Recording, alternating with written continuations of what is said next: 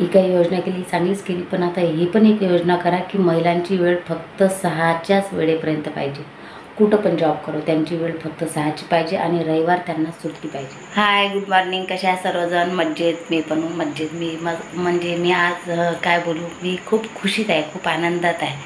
तुम्ही म्हणाल की कसला आनंद आहे? आनंद असा आहे, छोटासाच आहे पण छान आहे. कसं आहे ना, आपल्याला घर बसल्या कोणी 1 रुपयासुद्धा देत नाही आणि तरीसुद्धा आता म्हणजे रक्षाबंधनचे जे 3,000 रुपये देणार होते ना मुख्यमंत्री, तर त्यांचा मेसेज मला आलेला आहे. म्हणजे त्यांचा मेसेज मला आलेला आहे. काल रात्रीच मेसेज बघितला मी, तर माझ्या खात्यामध्ये आता 3,000 रुपये आलेले आहेत आणि खूप छान वाटलं मला की चला काहीतरी आपलं थोडंफार छोटंसं काम होऊन जाणार 3,000 रुपयामध्ये. तर म्हणून मला खूप आनंद झाला. म्हटलं चला आता सर्वांशी आपण शेअर करावं की माझे लाडकी बहीण योजनेचे 3,000 रुपये आलेले आहेत आणि तुमचेसुद्धा आले की नाही, तर नक्की येतील. प्रयत्न करा. आणि तुम्ही जर अर्ज केला नसेल तर प्लीज नेट कॅफेवर जाऊन अर्ज करा. आणि अर्ज करण्यासाठी काही जास्त डॉक्युमेंट लागत नाही आहे. आधार कार्ड पाहिजे, TCची झेरॉक्स पाहिजे आणि आपलं पासबुक पाहिजे. बस तीनच डॉक्युमेंट लागतात. तर तुम्ही नक्की अर्ज करा आणि तुमचे 3,000 रुपयेसुद्धा येतील आणि दर महिन्याला 1,500 रुपये हे सुद्धा येतील. कारण की मला 3,000चा मेसेज आलेला आहे. कारण की मी खूप लेट अर्ज केला होता. सर्वांनी आमच्या वस्तीमध्ये सर्वांनी अर्ज केला होता, तरीसुद्धा मी म्हटलं काही नक्की नाही वाटते, काय असंच फेक न्यूज असेल वगैरे वगैरे, तर त्यासाठी मी अर्जच केला नव्हता. तर मी अर्ज बघा रक्षाबंधन झाल्यानंतर केला. रक्षाबंधन झाल्यानंतर अर्ज बघा, आता रक्षाबंधन होऊनसुद्धा 15-20 दिवस झालेले आहेत आणि 15-20 दिवसांमध्येच म्हणजे 15-20 दिवसामध्येच माझे 3,000 रुपये आलेसुद्धा. तर मला खूप छान वाटलं, बरं वाटलं. आणि खरं म्हटलं तर हे सर्व किमया, ही सर्व जे काही आता होत आहे, सरकार जे काही महिलांना सुविधा देत आहे, जे काही महिलांना काही करत आहे ना, हे सर्व आधीच संविधानामध्ये लिहिलेलं होतं आणि हे सर्व उपकार डॉक्टर बाबासाहेब आंबेडकर यांचेच आहेत मला असं वाटते.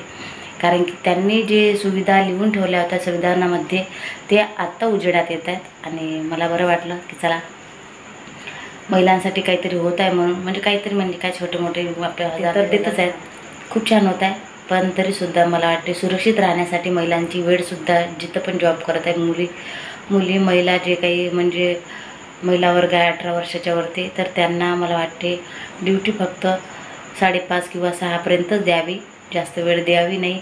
ही पण योजना राबवावी आता सरकारने. जशी आता 1,500 रुपयाची योजना केली, रक्षाबंधनला 3,000ची योजना केली, तशीच एक नवीन योजना केली पाहिजे की महिलांसाठी फक्त जास्तीत जास्त कामावरती वेळ, कुठं पण जॉब करत असत, कोण्या पण संस्थेमध्ये, कोण्या पण ठिकाणी, कोण्या पण म्हणजे कुठला पण जॉब असो, त्या ठिकाणी महिलांसाठी फक्त 6 किंवा 5:30पर्यंतच वेळ असावा, जास्तीचा वेळ नसावा. आणि त्यांना प्रत्येक म्हणजे कसं आहे ना, त्यांना खूप सुरक्षा देण्यात यावी आणि त्यांचा वेळ जास्त नसावा.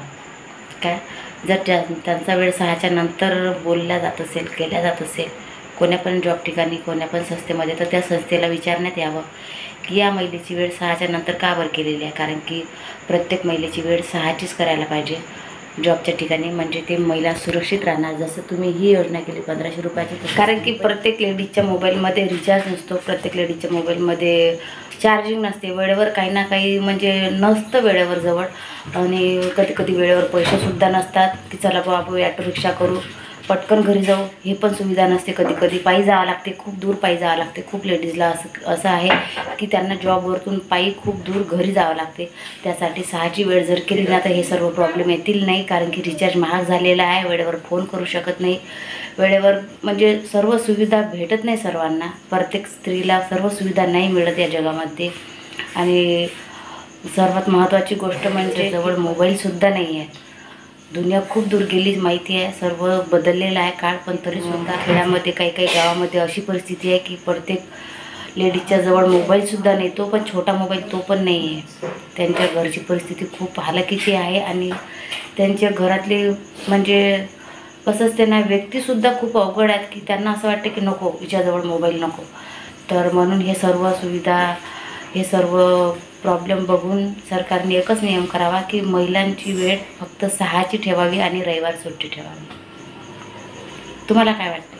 तर मला असं वाटते की प्रत्येक संस्थेमध्ये महिलांची वेळ जॉब करायची फक्त संध्याकाळची 6पर्यंतच असावी, तेव्हाच कुठं सर्व महिलांना असं वाटेल की खरंच मुख्यमंत्री आमचे भाऊ आहेत आणि आम्ही त्यांच्या लाडक्या बहिणी आहोत. कारण की 1500 रुपयामध्ये सर्व महिला सुरक्षित राहू शकणार नाही काय? 1500 रुपयामध्ये काहीच होऊ शकत नाही.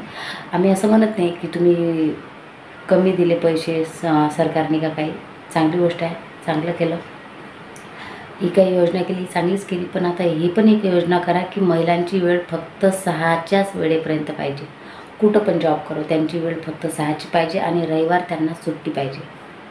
जर तुम्हाला हा माझा छोटासा ब्लॉग चांगला वाटला असेल आणि खरंच तुम्हाला असं वाटत असेल की प्रत्येक रविवार लेडीजला सुट्टी पाहिजे आणि वेळ त्यांची 6चीच पाहिजे, तर खरंच माझा हा ब्लॉग शेअर करा आणि सपोर्ट करा. बाय.